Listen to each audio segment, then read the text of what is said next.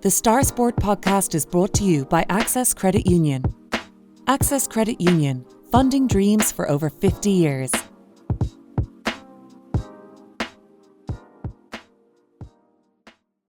Close your eyes and pull like a dog. And a new Irish record for Phil Healy, 22.99.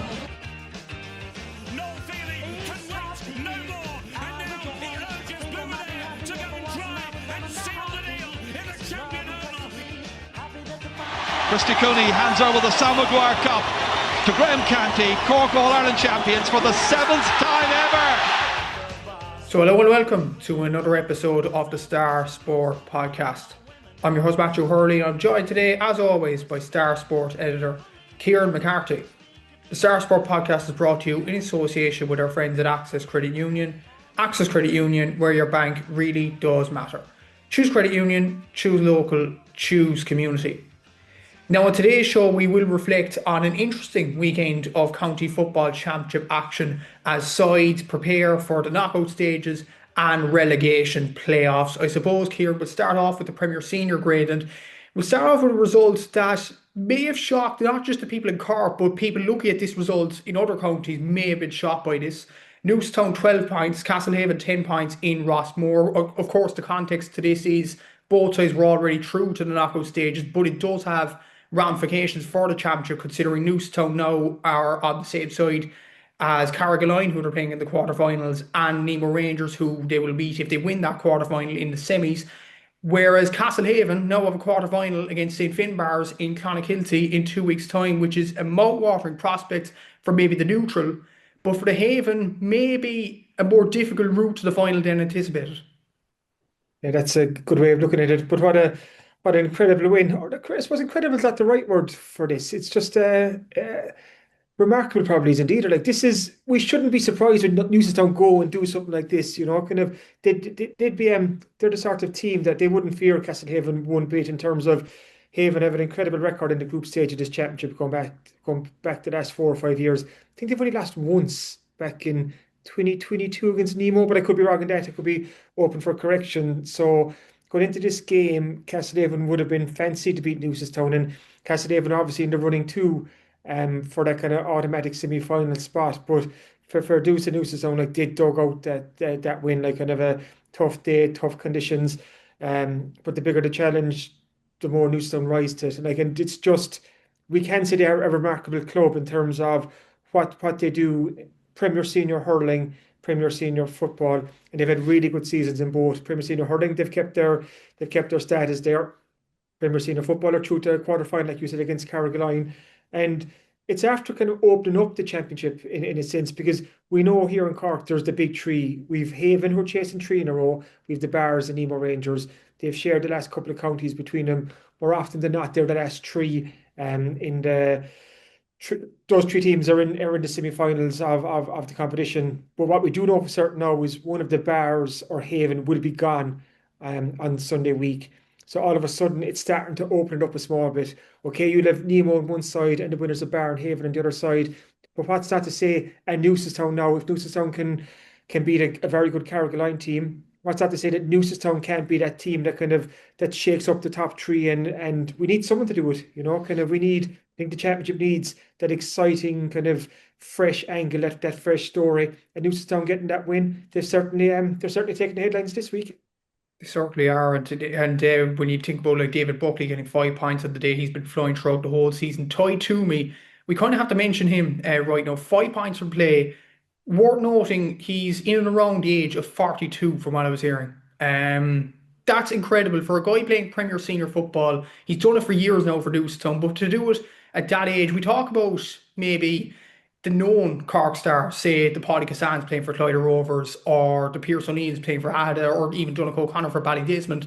But for Tadhg to do it at such a high level and to score that many from play in a game against the county champions, let's not forget, he deserves massive praise. 100%. I remember a couple of years ago, I think it's after Newcestown, when they won the counties at 23, that there was talk, or there was that Tadhg was retiring, that he was hanging up the boots. And I remember getting on to him at the time trying to check with him and said, is this true, you know, kind of, and here we are 2 years later and he's kicking 5 points against Castlehaven in a county premier senior football game that sends Newcestown through to the quarterfinals. Like he's like here in this county, we've the likes of Donnacha O'Connor, who was shooting the lights out a couple of weeks ago for Ballydesmond. We have these evergreen GA stars who are still producing well into their 40s, and Tadhg certainly ticks the box, but it's almost in keeping with this kind of this Newcestown ethos or this work ethic and just this kind of this he almost symbolizes what this club is about, you know, in terms of how he carries himself, his attitude and his application and his work rate, but also his talent and his skill as well. Because sometimes that's almost forgotten because we talk so much about Newcestown, like they're such a hard team to play against. You know, nobody wants to play them. You know, kind of they have this never say die attitude. But on the flip side, they're a really talented bunch of players in both football and hurling, and that's why they're getting these rewards. That's why they were winning county senior A titles. That's why they get to the knockout stages of the Premier Senior Football Championship, because they're really good footballers. They're really good hurlers. You mentioned there, like David Buckley shooting the lights out this year, like the kind of the scores he's putting up. He's a really good footballer, you know. Like Newcestown have these footballers in their ranks, and it's just, I think it's going to make for a very exciting next round of the championship as we head towards the business end. Exactly. So, in the other quarterfinal, other than obviously Newcestown, Carrigaline, and the Bars and the Haven, is Ballincollig against Duhallow. That's the other quarterfinal. In the Premier Senior Championship, while Nemo progressed straight through to the semis. Just sticking on the knockout team for a bit, Stephen Sherlock obviously scored 114 for St Finbarr at their win over Carrigaline. And he did announce afterwards that he's definitely going to be playing for the Cork Senior Footballers in 2026, which I'm sure is a delight to many Cork fans up and down the county indeed. And when you look at the forwards on form, Kieran, at this present moment in time, Mark Cronin's on form for Nemo and has been on form for Cork. You talked about David Buckley there in superb form for Newcestown at this present moment in time. You obviously have the experience of Brian Hurley there as well. Sean McDonald played well for the Cork team, maybe levelled out a bit for the Mallow Senior Footballers in the county championship, but he did have a good inter-county campaign. And you have others up and down the grades like Chris O'Jones and Conor Corbett who are shooting the lights out too. So for Sherlock to come back, and I'm sure everyone's kind of seen the clip of him scoring the sideline 2-pointer against Carrigaline as well. Like, he's some guy to come back into the fold for John Cleary's side. Oh, it's a huge boost for the Cork footballers to have a player of Stephen Sherlock's ilk and his class. When these new football rules came in, you're kind of thinking, okay, who do these rules suit? And it's someone like Stephen Sherlock. Like he's able to kick 2-pointers with ease, and I do think that we're going to see the 2-pointer become more and more important as teams get used to these new rules and find ways to set up plays where you have a player like a Sherlock who's able to kind of pick off a 2-pointer. But even like I think we said a few weeks ago, David Buckley's quite apt to 2-pointers too. We saw Brian O'Driscoll as well. So all of a sudden you have these weapons for Cork who are able to pick off the 2-pointers while also are just talented forwards as well. So getting someone like Stephen Sherlock back in, big boost for John Cleary. Obviously, Cork didn't have Sherlock this year, but it's just given Cork a lot more options up front. It's not necessarily to say that Stephen Sherlock is going to be the answer and he's going to fire Cork to this and that, but having a Cork panel with Stephen Sherlock is a lot stronger than a Cork panel without him. Exactly so. And we'll see how he does get on against the Haven in a couple of weeks' time. Moving over to the relegation playoff, Carbery Rangers are going to be in that. They're going to play Valley Rovers in a few weeks' time, obviously after their loss in the derby to Clonakilty, 117 to 6 points in Ballincollig. I suppose it was an unexpected result in many ways, considering Clon's kind of record against Carbery Rangers up until this game. They hadn't beaten Carbery Rangers in 19 years in the championship before this game. As well as that, Carbery Rangers drove St Finbarr's close, Carrigaline close as well. We're thinking this could be a tight game, but Clon really blew it out of the water, and this was to save their Premier Senior status. Liam O'Donovan getting the goal, great to see him back and firing for Clon. But honestly, Kieran, was that result expected? Not the manner of it, and even going into the game, like you said there, the kind of the form of both teams, it wouldn't have been a shock to see Carbery Rangers, I'm talking about on paper kind of beforehand, win that game because they were in the better form going in. So for Clonakilty to pull out a big performance and a big result when the need was greatest, I think they'll take a lot from that. I know Owen Ryan, the selector, was saying afterwards that they're kind of happy to finish their campaign on a high note rather than a losing note. So there's something to build on going into 2026. But they'll also be looking at themselves this week saying, where the hell was this performance earlier in the championship? Kind of especially go back to that first game against Carrigaline. It just wasn't there for Clan this year, and it's a shame in a sense, because I did think going into this year's championship that they were a team to keep an eye on, because obviously they went well up in Division 1, getting to the final against the Bars. They have a lot of quality in that team. They have players who were there a couple of years ago when they got to the Premier Senior Football final, so it looked like they were kind of moving in the right direction. Didn't work out this year, but hopefully that we'll see Clan building it next year. But for Carbery Rangers, like you said, Matthew, it's second successive relegation playoff. It's against Valley Rovers in Inniskeen on Saturday week. I suppose with the beauty of these group stage format is that you end up where you deserve to end up, if that makes sense. Carbery Rangers lost all 3 games in their group. Valley Rovers lost all 3 games in the group they were in. So you have 2 teams meeting who haven't won a game in this year's championship. But there has to be a winner. There has to be a loser. You'd hope for Carbery Rangers that they can draw something from the fact they were in the relegation playoff against Éire Óg last year and got the result that they needed. But the fact that Ross are here 2 years in a row, it isn't a great sign. Kind of something needs to change somewhere just to get Ross kind of moving in the right direction again. They've been a senior club now for 20 years. I think 2006 was their first time up. They don't want to lose that status, but they need a big performance against Valley Rovers on Saturday week. Exactly. So a bit of concerning stat that I read during the week as well about Carbery Rangers. 2022, obviously, they reached the quarterfinals, putting Nemo Rangers very close. But in 23, 24 and 25, Carbery Rangers failed to win any group games out of 9 attempts. Is that a worrying stat for Seamus Hayes' side? 100%. And that's almost like I was saying there, Matthew, in terms of you kind of the results don't lie when you're in a group stage format. Like, you end up where you deserve to end up. And if you sit there, if Ross haven't won a group game in 3 years, then if we're being very kind of cold about this, they are now where they deserve to be in terms of they're in a relegation playoff. They have a chance to save their season and to remain a Premier Senior club. But Valley's are very much in the same boat there. But Ross just have to get that performance, but not even that performance, get that result, because we're at this stage of the season now. When you're in a relegation playoff, it doesn't really matter how you win once you win. It's the result that matters from here. So there's a big week and a half for us Carbery now, just to rally the troops and get going again and put in one huge effort, because there are really good players in that Carbery Rangers team. I suppose they've been undergoing that transition, kind of a lot of the big name players from a couple of years have kind of stepped aside, and it's the new players coming in. But like I said, we're in a place now where Ross just need to deliver. And you can be more about it in John Hayes' column this week. Obviously, John Hayes is a former Carbery Rangers footballer who played at Ross when they won the county back in 2016. His brother Seamus is manager of the team, and he's, as John says in his column, like, he was just kind of quite disappointed. But I think he called it a capitulation against Clonakilty in the second half. So coming from a man like John Hayes, kind of, who's been there, done that with Ross, like, he knows that they need to kind of deliver more against Valleys. So it's a big game for the team.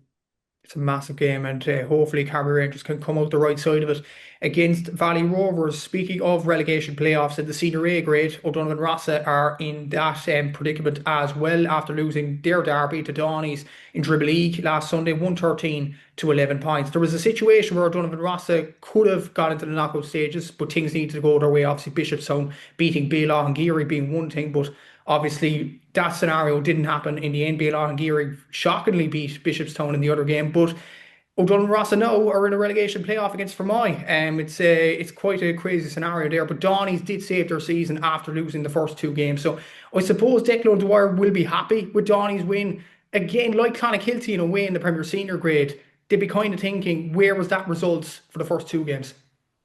Yeah, like, Donnies were one of those constants in the knockout stages of the Senior A Championship since the group stage format was brought in. But for whatever reason this year they just didn't produce it in the earlier rounds, and okay, they produced the goods against Skip the last day to get the result they needed to sidestep the relegation playoff. But they'll be disappointed with their championship campaign. And I was reading quotes from Declan of the Wire after, kind of almost hinting at maybe there'll be a kind of a change coming there in the hot seat over the winter months. But he's done Declan, in fairness, has done a really good job there. Like, he's brought Donnies to the cusp of glory, kind of. They've been thereabouts in the Senior A apart from this year, but you're going to have seasons like that. But then on the flip side, or the other side, O'Donovan Rossa, who going into the weekend probably thinking, okay, how can we get to the knockout stages if things fall a certain way? They've ended up now in the relegation playoff, and that's another big game. Like, we talk about Carbery Rangers, a big game. It's a huge game for O'Donovan Rossa because their senior status is on the line now. They've been a proud senior club for a long few years now, and they won't want to lose that. But for them, I won't give them anything easy either. It's just that's going to be a big game for Skib. But just on the senior A for a second, no West Cork team in the knockout stages. Like, the first time that's happened, kind of was disappointing for the local clubs. But it's where it is right now. It is definitely, and hopefully Donnies can bounce back next season, and hopefully O'Donovan Rossa can win the relegation playoff against Fermoy. Interesting, actually, they've played Fermoy in the last 2 championship campaigns and won both times, O'Donovan Rossa. So hopefully that kind of recent form will come true in that relegation playoff. Look at the Premier Intermediate grade. This was kind of a mental grade, but no West Cork team, well, no Carbery team or Beara side progressed to the knockout stages, but it very nearly happened in Bantry Blues route. So Bantry beat Neighbours Rangers second string 2-13 to 1-11 in Ross Carbery. There was a situation at half time in that game. Bantry were losing. They were in a relegation playoff at that point. Then Bantry scored 2 goals and suddenly they were in the quarter-final spots. And then Nebo pull it back. They get a goal at the end. And neither side make the knockout stages. Ahada, despite losing to Bullock, make the knockout stages because of Pied scored. So it was kind of a weird scenario there. But would Bantry, I know Bantry had 0 points coming into the game, and maybe relegation would have been a real possibility before throwing. But considering how the game went, considering they got the 2 goals early on in the second half in that game, will there be regrets from a Bantry point of view that they didn't get that extra point or 2 to get them into the knockout stage? Like, when they came so close in the end to kind of getting the result that they needed, that would have taken them from a possible relegation kind of final or playoff going into the weekend, knowing that they lost that or they'd end up, and all of a sudden they were so close to get to the knockout stages. There will be that little bit of regret there. But again, and I'm almost at the risk of repeating myself here, it's the beauty of these group stage format where it shows every score does matter. Even if you're losing heavily in your first game or you're winning well, every couple of points you score could make a difference. And we've seen it this year as it's played out in Bantry's group. So they'll be disappointed that they didn't get through to the knockout stages because, again, like Donnies at the Senior A, Bantry have had a couple of years where they were in the business in a couple of county finals there where they were knocking on the door. But sometimes it's kind of sliding doors moments. You don't take your chance and you mightn't get back there again. So Bantry will be disappointed not to progress there, kind of. But then I suppose looking down in the fact that you've Bandon, a third West Cork team in a relegation playoff. They're going to be playing Macroom there, and that's I see here Sunday, September 28th. That's in Kilmurray. So we've Carbery Rangers at the Premier Senior, we've O'Donovan Rossa in Senior A, and now Bandon in Premier Intermediate. That's three big West Cork clubs are all in relegation playoffs. So there's a lot on the line the weekend after the next match, Joe. Definitely is, and Bandit did lose their last game to David Vaughan 118 to 1-7 in the group stage in Kilmichael, and Castletown Bear had a chance to make the knockout stage. A draw would have been enough for them in their game in Newcestown against Kishgame, but in the end, I would say probably a second half malfunction in many ways. Cost Castletown Bear the result there. They lost 4-13 to 1-14, getting them out of the championship. But sticking up Premier to beat, I suppose for the Muskerry sides, Kieran, they've done really, really well in this competition. And Nave Vaughan are straight through to the semi-finals. So are Eve Lair as well, with a firing Chris O'Jones on their team. Bullock were at the quarterfinals where they'll play Kishgame, and they'll be fancy to get out of that game into the semi-finals. So there's a real possibility of a scenario where Muskerry has 3 out of the 4 semi-finalists in this grade. It's great for big Cork football. brilliant for mid-Cork football. Like you've actually taken the words out of my mouth. It was actually the point I was going to raise next to how well the Musgrave teams are going. Like you said, Bullock and Aheda coming out of Group 1, Neva Bawn coming out of Group 2, Ivlera in Group 3. Like four Musgrave teams in the knockout stages. Kind of it reflects very, very well on mid-Cork GA. Even when you drop down there to the next grade down, you've Ballinora coming out. You've Kilmurray too, to top in their group at intermediate A. So there's mid-Cork football seems to be in a good place right now. Kind of there's some really good teams there, and you would be surprised to see a county title or two rest in the division at the end of the year. So again, kind of so far so good for the Musgrave teams. Exactly. So, and some very impressive performances from those sides in particular. Bullock reached the final last year, so hopefully, well, they'll be hoping they can reach the final yet again. But Neva Vaughan and Ivlera will be difficult sides, I'd imagine, as well.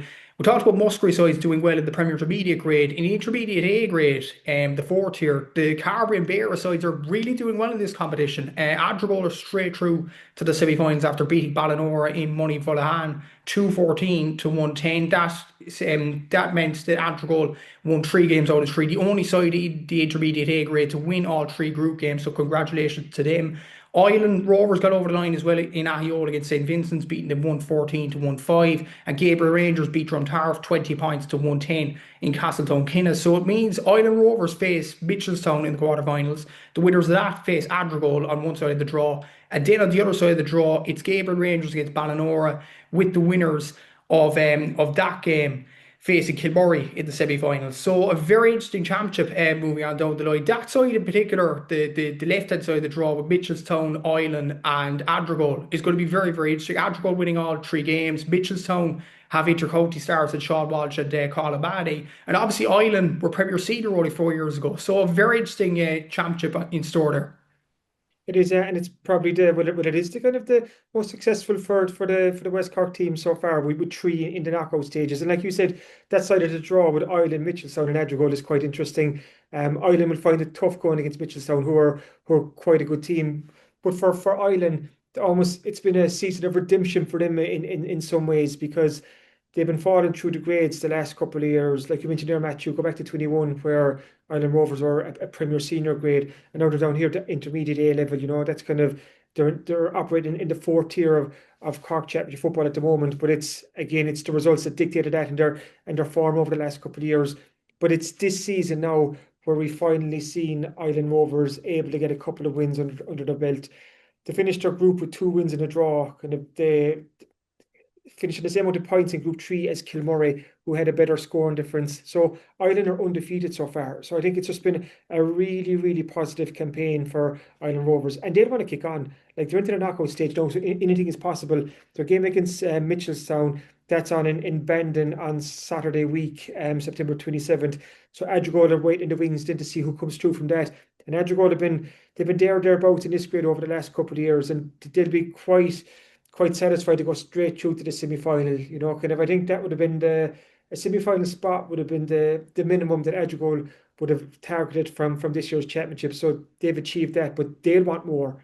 And then we're looking at the other side of the draw. Gabriel's, again, they've been in the business end of this championship over the last couple of years. They'll want to kick on again. They'll have quite a tough game against Ballinora, but Gabriel's are going quite well as well. So it's going to be it's all kind of shaping up for a really interesting intermediate A football championship over the next couple of weeks. It definitely is, and hopefully those 3 West Cork sides can excel in the next few weeks in this championship. And I suppose the Premier Junior Championship, it was disappointment again for the West Cork side in Oran in Beara. They lost against St Nick's last Friday evening, so it means Oran are out of the championship, but they aren't in the relegation playoff. So I suppose there is that. They stay in the county series next year, which means more games for them, which wasn't the case in the past few seasons. But considering Oran reached the quarterfinals at least in the last 2 seasons of this grade, Kieran, and they haven't done so this year, it has to be a disappointment for them too.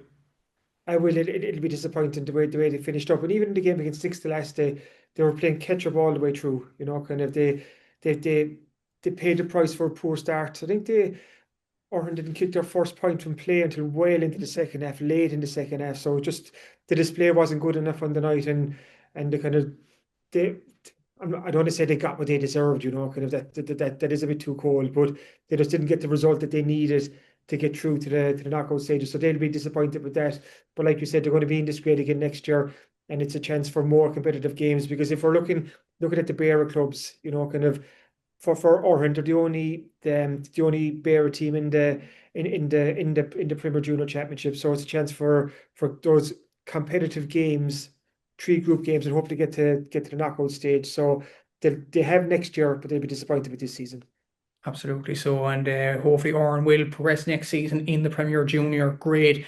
Moving into the Carbery Junior A Football Championship, and the quarter-final draw was made with some big teams going out of the championship. So the draw is on Friday, September 26th at 7:45 p.m. in Dunmanway. We have a derby between St Mary's and Dermot O'Mahunas. On Saturday, the 27th of September at 5 p.m. in Bantry, you have Tadhg Twomey against Goleen. So a kind of surprise packet will be in the semi-finals in the Southwest. And then on Sunday the 28th at 2 p.m. you have Kilbrittain against Carbery Rangers in Ballinascarty. That's another close derby there. And probably the tie of the round between Kilmacabea and Barry Road, a repeat of the 2023 final. That'll be held in Rosscarbery on Sunday the 28th of September at 5 p.m. But on a general sense, Kieran, a lot of big dogs are going out of this competition. St James's, who were in the Premier Junior county grade last season, are out of the championship. Carbery Rangers, who won the divisional league and are in Division 7 of the county league next year, are out of the championship. Ballinascarty, who normally would have a good campaign in the football championship in Carbery, are also out as well. So a lot of big teams have left this championship, and you look at the likes of Goleen, Tadhg Kilbrittain as well. Like, it's maybe a year of the surprise packets in this Carbery championship. Yeah, it's a really refreshing look to the last date in the Junior A Football Championship. Everyone's going to be looking at the Kilmacabea Barry Rowe game. That's in Rosscarbery on Sunday week. You have the champions of the past 2 years. Kilmacabea the reigning champions, Barry Rowe the 2023 champions. Whoever comes through that quarter final will be rightfully tagged as favourites to win it. But then you look at the likes of Tadhg going really well against a Goleen team with a bit of momentum coming up off Junior B. That could be a really exciting quarter final, Cora, against Goleen. Look at the likes of Kilbrittain Carrigaline Rangers will be interesting, and Mary's and Mahuna is in a kind of a derby feel to it as well. So it's a really interesting last days. You'd still think, Matcha, wouldn't you, that Kilmacabea would be the team to beat? But who knows what could happen? Like, you're right, in this Thursday Southern starts when a kind of season of shocks in the Junior A. So who's to say that we won't see a new champion crowned this year? Who's to say not? In fairness, like, you look at the remaining 8 sides. And you would argue, I would say 4 of them would be season campaigners, and 2 of them are playing against each other, Kilmacabea and Barry Rowe. Argardine you have to put up there after winning the Division 7 title against Kilmacabea. Dermot O'Mahunas, of course, after reaching the final last year, you have to put them up there. But could hurling commitments catch them eventually? But the fact that the hurlers reach the semi-finals, that will give them an extra week to recuperate, so that would be positive for them. Tadhg Goleen, it's a brilliant opportunity for one of them to reach the semi-finals there. Mary's normally would be very, very good, but I was at their game in the last group game against Carbery Rangers second team, and their star man Owen Corcoran, who scored 16 points in the first 2 games for Mary's, actually went off with an injury after 13 minutes. So that is a concern for Mary's. It remains to be seen how long he's going to be out for, but then again, Mary's did score 1-9 in the first half without Corcoran in the team, so that may be a positive for Mary's, that other players like the likes of Niall Keller and Aaron O'Driscoll and Brian McCarthy could all step up for them. Kilbrittain, normally a hurling club, but fair play to them, they're in the quarterfinals as well.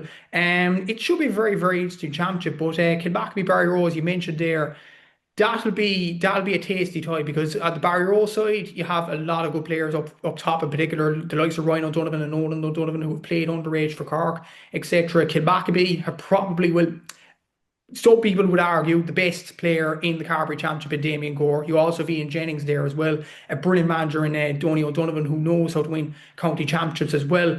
It's a very, very interesting game, and I'd imagine there'd be a sizable enough crowd going down to Rosscarbery on Sunday week. I would think so. Like I said, it's the battle of the past 2 champions, and it's going to be a big test of both of their credentials. You would think Kilmacabea are in a better place right now, but there's so many kind of variables at this time of the year. What if we get bad weather like we had last weekend? What's the weather going to be like? We're kind of hitting mid to late September now. But it will be late September almost. It will be the last weekend of September when these quarterfinals are played. But like I said earlier, whoever comes through that quarter-final will be billed as the favourites, and rightfully so. So there's an awful lot in the line. Quebec will go into that game as favourites, but Barry Rowe, they've been there, they've done that. They've won the Carbery final only 2023. Beat Kilmacabey in that final, if I'm correct. So they won't have any fear of Kilmacabey either. I know Barry Road this week have a huge hurling game coming up, kind of it's in the Premier Junior hurling relegation game. So they'll have their attention now, whereas Kilmacabey is probably all attention right on that Barry Road game. But maybe something we'll talk about more in next week's podcast. But we're reaching the business end of the championships now. We're after that huge mammoth group stages that have gone on for the last 6, 7, 8, 9 weeks. But now we're hitting the business end where it's knockout from here, whether it's relegation, trying to save your whatever status that is, but it's win or bust from now on. So this is where it really picks up pace. Exactly. So it should be a very interesting few weeks in the Carbery Junior A Championship. We'll take a quick break now, and after the break, we'll have more on this week's podcast. The Star Sport podcast is brought to you by Access Credit Union. Access Credit Union, funding dreams for over 50 years.